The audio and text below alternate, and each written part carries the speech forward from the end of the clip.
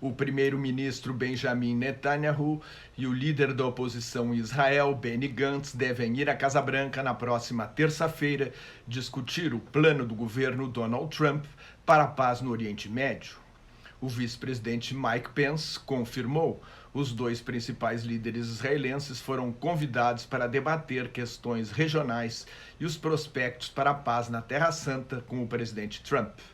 Os poucos detalhes que vazaram para a imprensa indicam que o plano dos Estados Unidos dá a Israel a soberania sobre o Vale do Rio Jordão e sobre todas as colônias israelenses na Cisjordânia ocupada, além de reconhecer Jerusalém como a capital israelense. Trump dá tudo o que Israel quer. Com certeza, este plano será rejeitado pelos palestinos.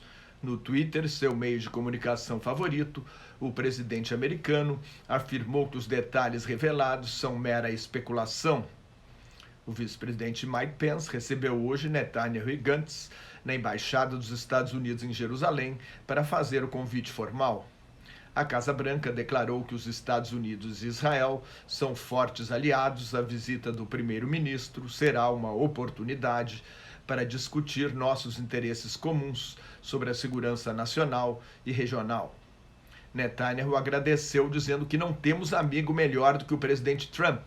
Esta amizade se expressa no fato de que estamos na Embaixada Americana em Jerusalém, disse o primeiro-ministro, que Jerusalém foi reconhecida pelo presidente como capital de Israel e que o presidente Trump reconheceu a soberania de Israel sobre as colinas do Golã e que agora, com este convite, o presidente procura dar paz e segurança a Israel, a paz e a segurança que Israel merece, falou o primeiro-ministro. O plano deve ser anunciado antes das eleições israelenses de 2 de março. Serão as terceiras eleições em menos de 12 meses. Nas duas anteriores, no ano passado, nenhuma aliança conseguiu a maioria de 61 das 120 cadeiras da Knesset, o parlamento israelense.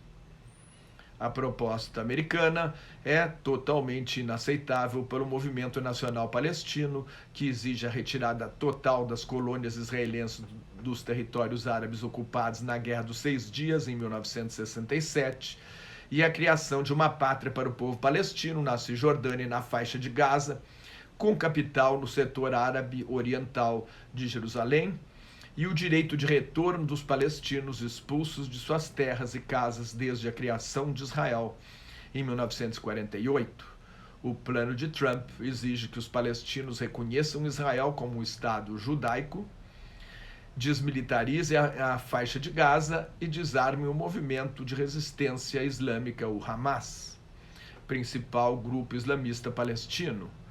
O Estado Nacional Palestino não teria exército nem o controle sobre suas fronteiras. Os principais negociadores americanos são o genro do presidente, Jared Kushner, e o enviado especial, Avi Berkovitz.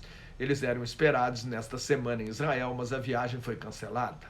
Hoje, as forças de defesa de Israel advertiram que será necessário reforçar a segurança diante do risco de uma grande escalada, de uma explosão de violência na Cisjordânia quando o plano for revelado para os palestinos. A equipe de Gantz acredita que o plano de paz de Trump não será ruim para sua campanha eleitoral, mesmo fazendo tudo o que Netanyahu quer. Durante a campanha, Gantz seguiu o exemplo do primeiro-ministro e anunciou que pretende anexar o Vale do Rio Jordão, o que certamente é inaceitável para a Autoridade Nacional Palestina. E para o Hamas, o ministro da Defesa ultralinhadura de Israel, Naftali Bennett, reagiu deixando claro que seu partido não quer ceder um milímetro de território para o estabelecimento de um Estado árabe ou palestino no território histórico da Palestina. A extrema-direita israelense alega que a criação de um Estado palestino na Cisjordânia abriria uma nova frente de guerra, a exemplo da tensão permanente com a faixa de Gaza, dominada pelo Hamas. Netanyahu está sob pressão de Bennett para anunciar a anexação do Vale do Rio Jordão já na próxima semana. Os Estados Unidos pedem que aguardem o anúncio oficial do plano de paz em Washington. para os colonos israelenses na Cisjordânia foi um momento histórico e uma tremenda vitória diplomática do primeiro-ministro.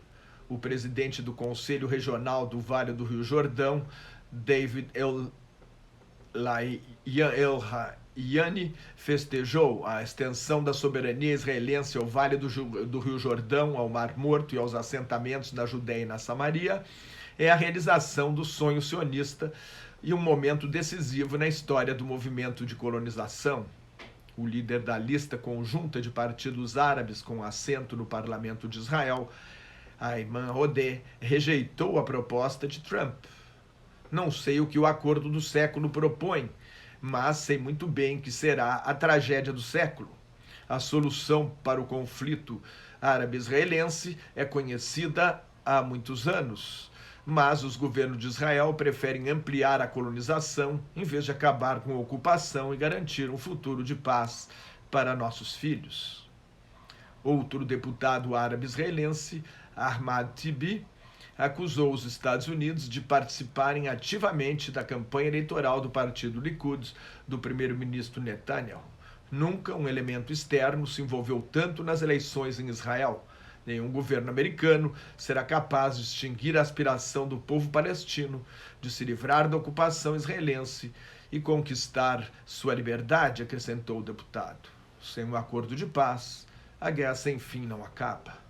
Mais notas e comentários sobre política internacional no meu blog Globalização em Crise, que está em nelsonfrancojobim.blogspot.com, no meu Twitter e no Facebook. Muito obrigado.